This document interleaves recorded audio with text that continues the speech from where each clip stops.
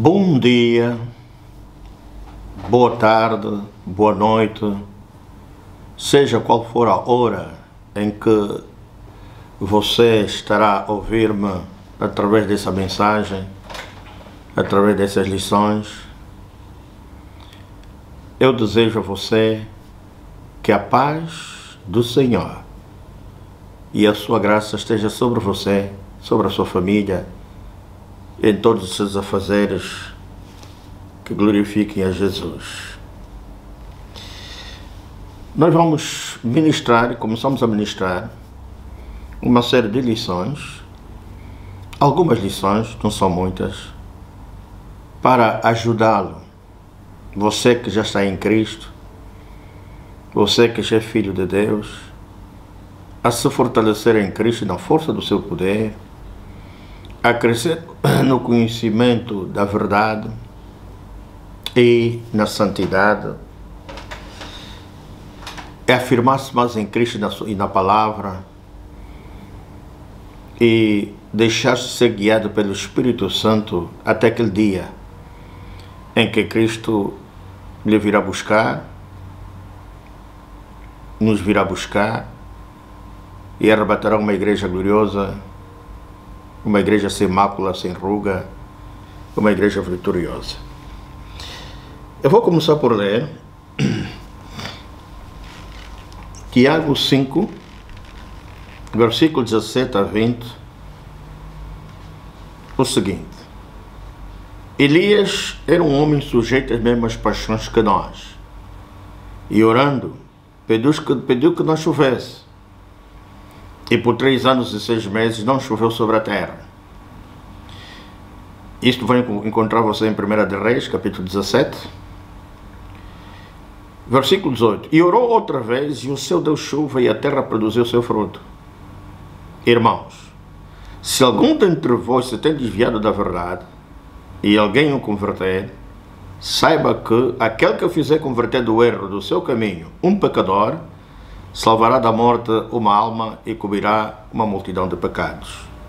Palavra do Senhor na boca do apóstolo Tiago. Ó Pai, é no nome de Jesus que eu oro e te agradeço pela tua palavra, pelo perdão dos nossos pecados, pelo Espírito Santo e por Jesus Cristo, e pelo sangue que ele derramou e nos aliançou contigo.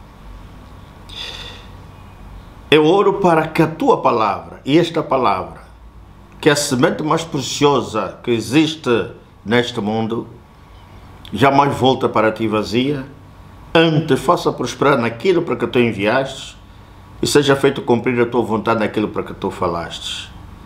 Que os corações sejam abertos para que haja quebrantamento, haja, Senhor, conversão, e haja fortalecimento e convicção, para que aqueles que estão contigo sejam fortalecidos, cresçam no conhecimento da verdade e na santificação, e aqueles que estão a caminho de ti, Senhor, o Espírito Santo trabalha os seus corações para convencer-os do pecado, da justiça e do juízo, e se convertam a Cristo Jesus e as boas obras que Cristo preparou para aqueles que lhe amam e que lhe servem.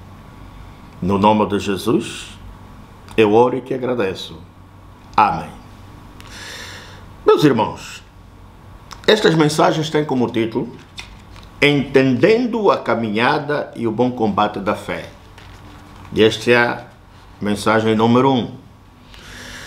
Eu vou começar por ler ainda 2 Timóteos, capítulo 4. 2 Timóteos capítulo 4, versículo 6 a 8. Disse, ou escreveu o apóstolo Paulo a Timóteo: Porque eu já estou sendo oferecido por aspersão de sacrifício e o tempo da minha partida está próximo. Combati um bom combate, acabei a carreira, guardei a fé. Desde agora, a coroa da justiça me está guardada, a qual o Senhor, justo juiz, me dará naquele dia, e não somente a mim, mas também a todos os que amarem a sua vinda. Palavra do Senhor na boca do apóstolo Paulo. Posso ouvir o amém? O testemunho, o testamento de Paulo, depois que cumpriu a sua caminhada, depois que cumpriu com o compromisso que tinha com Deus, com Jesus, guardando a fé, e já estava próximo à sua partida, ou seja, a sua saída deste mundo físico para uma vida eterna com Deus. Igreja, há um desafio, há uma caminhada, há uma jornada, há um bom combate da fé, há uma carreira com Cristo Jesus. E o trabalho que o diabo faz e quer fazer e persiste em fazer é roubar a mais preciosa semente, a palavra de Deus que foi semeada no seu coração. Você poderá verificar isso em Mateus 13, versículos 18 a 23. Meus irmãos, há muita coisa ruim que tomou conta dos nossos corações enquanto estávamos no mundo e fizeram-nos escravos do pecado, da morte e do diabo Satanás. Estávamos mortos em ofensas e pecados. Andávamos segundo o curso deste mundo, segundo o príncipe das potestades do ar, do espírito que agora opera nos filhos da desobediência. Andávamos nos desejos da carne, fazendo a vontade da carne e dos pensamentos. Éramos por natureza filhos da ira, como os outros também. Éramos gentis na carne e chamados de circuncisão pelos que na carne se chamam de circuncisão, feita pela mão dos homens. Naquele tempo estávamos sem Cristo, separados da comunidade de Israel, estranhos aos concertos da promessa, não tendo esperança e sem Deus no mundo. Éramos inimigos de Deus, sem esperança e sem Deus no mundo. Não éramos povo de Deus, nem tínhamos alcançado a misericórdia. Mas eu quero dizer uma coisa, e você concentre-se nisso que você vai ouvir nesta mensagem.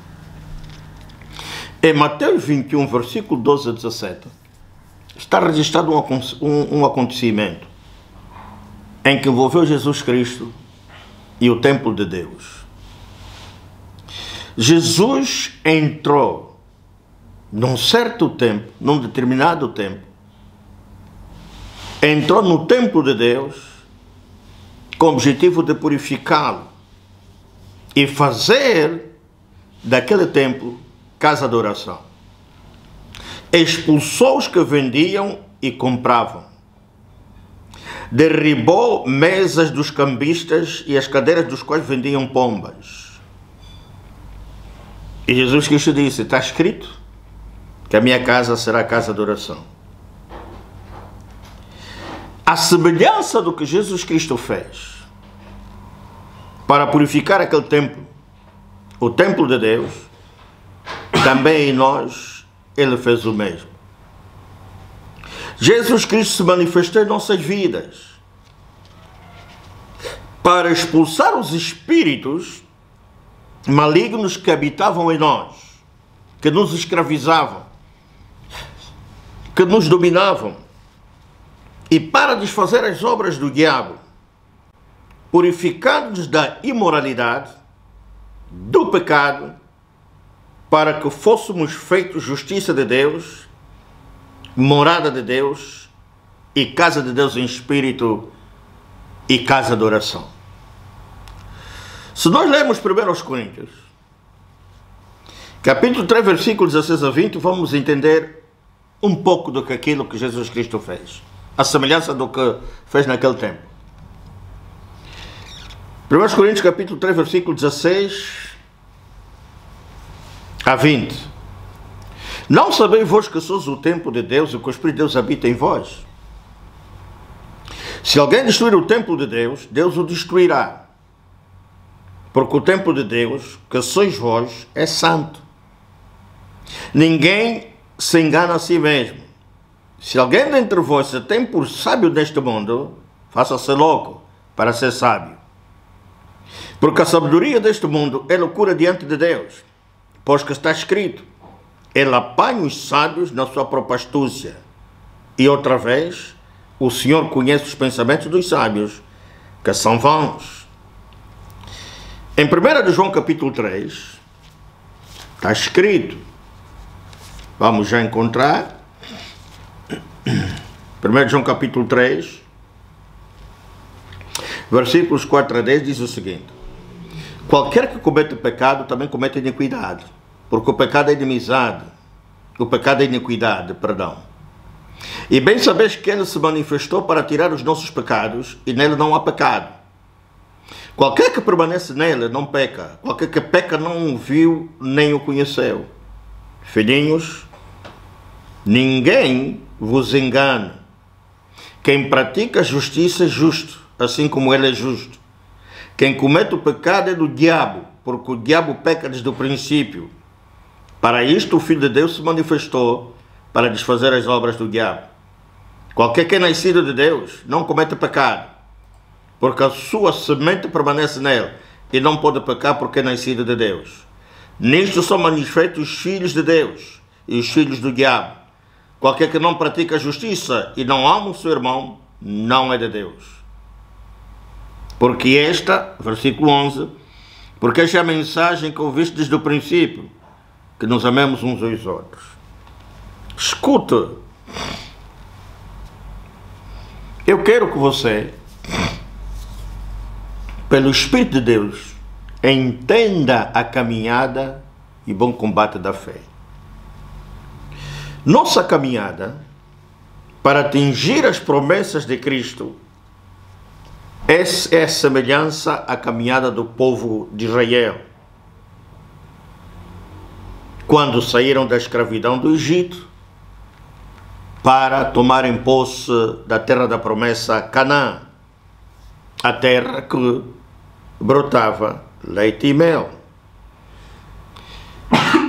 E neste processo de libertação aconteceram, entre muitas coisas interessantes, o seguinte: primeiro, de escravos tornaram-se livres e da baixa autoestima foram elevados em sua autoestima. Se você for consultar Deuteronômio 8, versículos 1 a 9, e Êxodo 12, versículo 35 a 41, você vai ver que Deus cuidou deles. Deus deu-lhes graça aos olhos nos corações dos egípcios.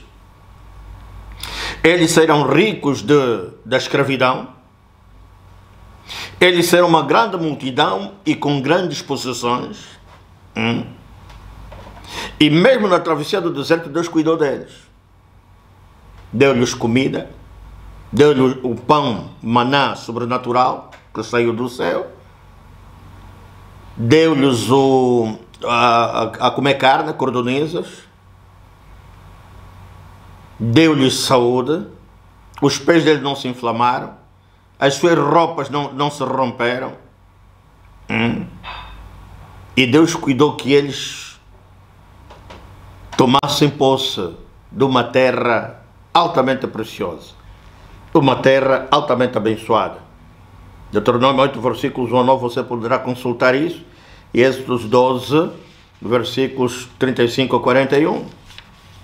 Em segundo lugar, Deus treinou-os para transformá-los e tirar deles o espírito de escravidão e de temor, de medo, e incutir um novo espírito neles, o de guerreiros, de conquistadores, e de dominadores, e de superadores.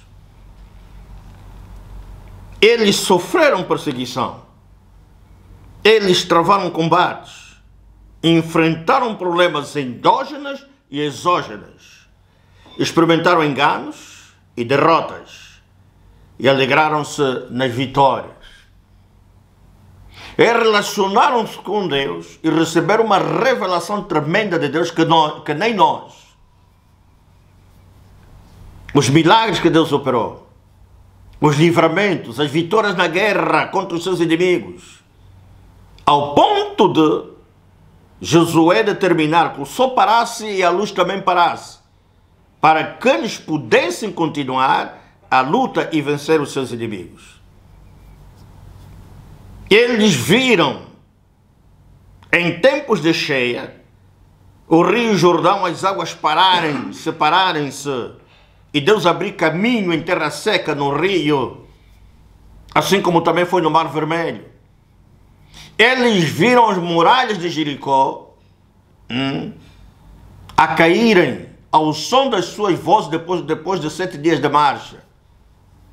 Escuta, eles experimentaram milagres. Eles tiveram experiência com Deus. Mas problemas endógenos e exógenos levaram que muitos que saíram da escravidão, estavam a caminhar para a terra da promessa, não entrassem na terra da promessa porque Deus não se agradou com eles. Por causa da incredulidade, da murmuração, da falta de fé nas promessas, na palavra de Deus. Eu vou ler para você Êxodos 13 e vamos ver o que Deus fez com eles.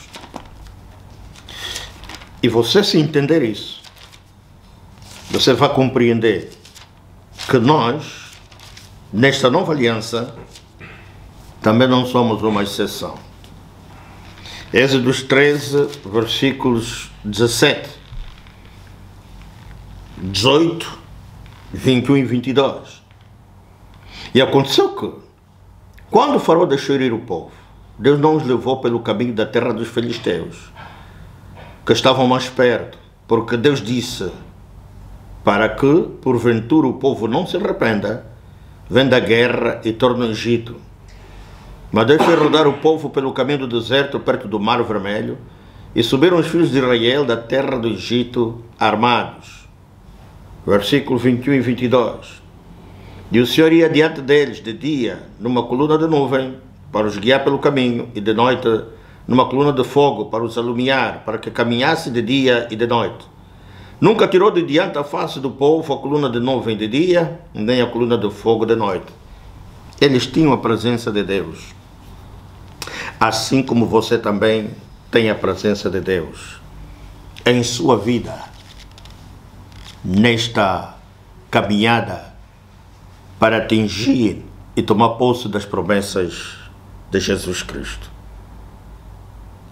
Escuta, Jesus disse, Mateus 10, o seguinte, versículo 19 a 33. Mas vou ler só alguma passagem. Mas quando vos entregarem, não vos dê cuidado com ou o que haveis de falar, porque naquela mesma hora vos será ministrado o que haveis de dizer, porque não sou vós quem falará, mas o Espírito do vosso Pai é que fala em vós. O irmão entregará à morte o irmão, e o pai o filho, e os filhos se levantarão contra os pais, e os matarão, e odiado de todos sereis por causa do meu nome, mas aquele que perseverar até o fim será salvo. Quando vos perseguirem nesta cidade, fugir para outra, porque em verdade vos digo que não acabareis de percorrer a cidade de Israel sem que venha o Filho do Homem. Não é o discípulo mais do que o mestre, nem o servo mais do que o seu senhor. Basta o discípulo ser como o seu mestre e o servo como o seu senhor. Se chamaram Belzebu o pai de família, quanto mais os seus domésticos. Portanto, não os temais, porque nada é encoberto que não haja revelar-se, nem oculto que não haja de saber-se. O que vos digo em trevas, dizei em luz, e o que escutais ao ouvido, pregai sobre os telhados. E não temais os que matam o corpo e não podem matar a alma. Temei antes aquele que pode fazer parecer do inferno a alma e o corpo. Portanto, versículo 31, não temais, pois, mais valeis vós do que muitos passarinhos. Portanto, qualquer que me confessar diante dos homens, eu confessarei diante do meu Pai que está nos céus. Mas qualquer que me negar diante dos homens, eu negarei também diante do meu Pai que está nos céus. Não cuideis que vim trazer a paz à terra, não vim trazer paz, mas espada. Porque eu vim pôr em disseção o homem contra seu pai, a filha contra sua mãe, a nora contra sua sogra. E assim os inimigos do homem serão seus familiares. Quem ama o pai ou a mãe mais do que a mim, não é digno de mim. E quem ama o filho ou a filha mais do que a mim, não é digno de mim. E quem não toma a sua cruz e não segue após mim, não é digno de mim. Quem achar a sua vida, perderá. E quem perder a sua vida por amor de mim, achará. Escuta. Neste nosso tempo,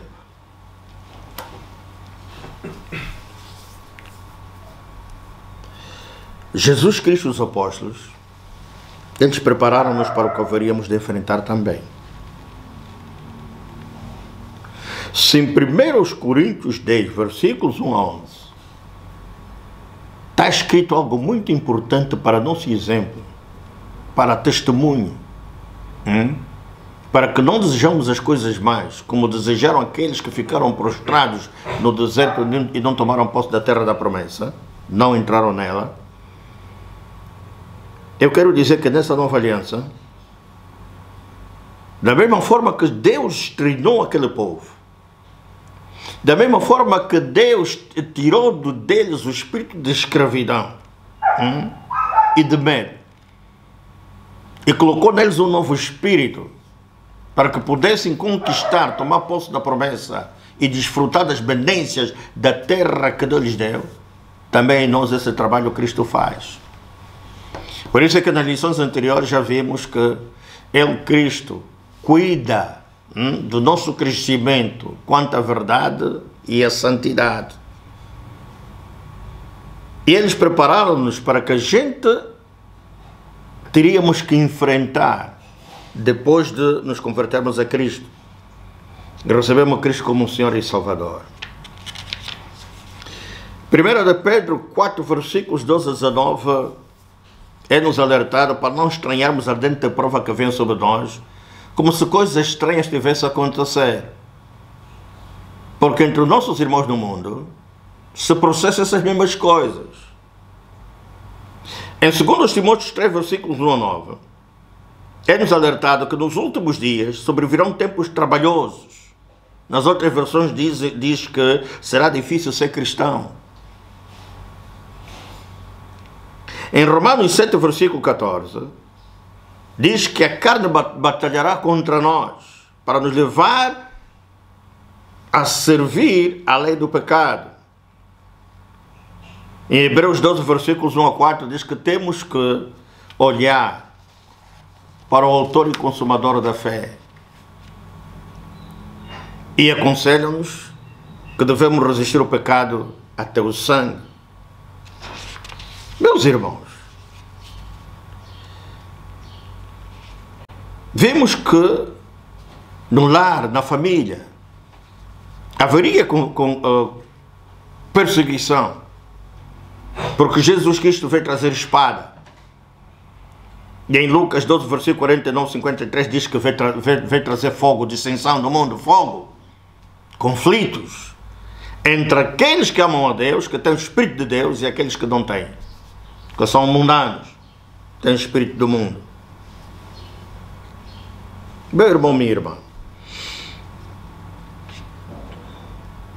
não pense que por algum momento deves pensar nisso, que o facto de nos termos convertidos a Cristo acabaram-se os problemas, acabaram-se as perseguições, que o diabo nos deixará em paz.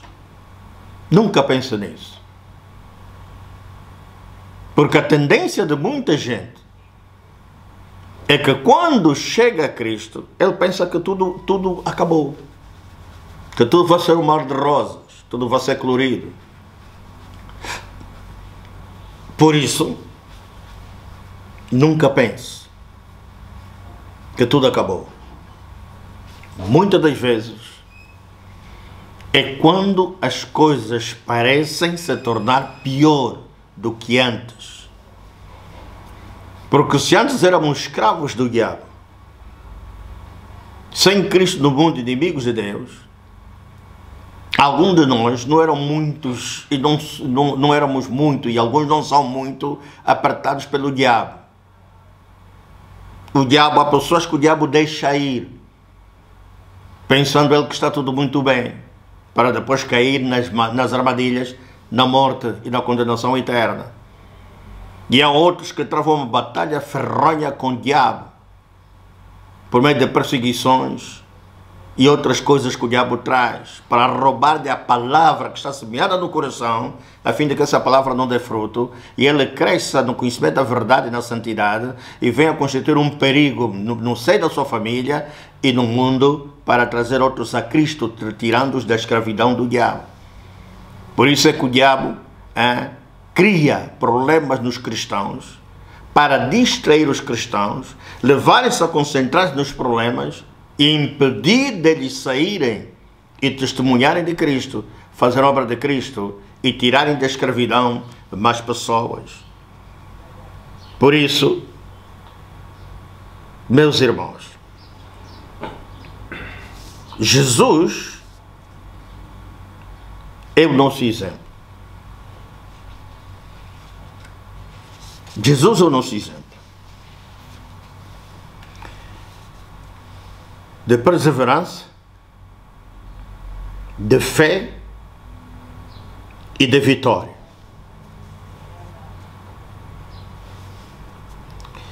Tentado 40 dias e 40 noites no deserto,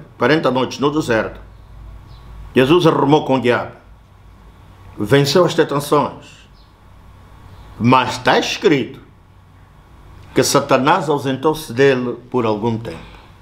Isto você vai encontrar em Lucas 4, versículos 1 a 13. O diabo vem, o diabo pressiona-te com problemas e outras circunstâncias adversas, você vence, ele vai ausentar-se de ti e de mim por algum tempo. É apenas uma ausência, porque ele voltará de novo à carga, para induzir-nos ao erro e pensarmos que as coisas de Deus, as promessas de Deus não estão se materializando em nossas vidas. Satanás usou-se de pessoas e de circunstâncias adversas contra Jesus e seus discípulos, os apóstolos. Perseguiu Jesus, influenciou mentes, inclusive do clero religioso, e daqueles que não eram salvos, e das autoridades romanas, para rejeitar Jesus. Promoveram a inveja, a calúnia, engendrando falsas acusações e comprando falsas testemunhas. Acusaram Jesus de sublevar o povo contra Roma, ou Império Romano. Quiseram corromper Jesus. Quiseram matar Jesus, condenaram Jesus, bateram em Jesus, cuspiram em Jesus, crucificaram-no, e Jesus entregou sua vida na cruz do madeiro, numa morte vergonhosa, não honrosa, por causa de ti, por causa de mim e por causa de todos aqueles que ainda não querem nada com Deus, estão voltados de costas a Deus e desprezam a obra redentora de Cristo. Mas Jesus disse, em João 16, versículo 33, tende paz em mim, eu venci o mundo. Em Apocalipse 3, versículo 21, vou ler, Apocalipse 3, versículo 21, Jesus Cristo diz, 3, versículo 21, Jesus Cristo diz, ao que vencer, lhe concederei que se assente comigo no meu trono, assim como eu venci e me assentei com meu Pai no seu trono. Igreja, aleluia, Vamos continuar na segunda lição. Vamos continuar na segunda lição. E espero que esta palavra esteja a tocar o teu coração, esteja na expectativa, que é algo muito importante para a sua vida. Os tempos estão nos seus finais. Em breve Cristo virá para arrebatar uma igreja gloriosa. Há muito cristão que está a morrer. E Deus quer preparar o seu povo, não para a perdição, mas para uma vida eterna com Ele. Por isso essas mensagens são mensagens de finais de tempo, para preparar você e chamar a atenção à importância do crescimento na verdade e na santidade, e de ficar quente com Cristo Jesus. Deus abençoe. Até a lição número 2. Obrigado.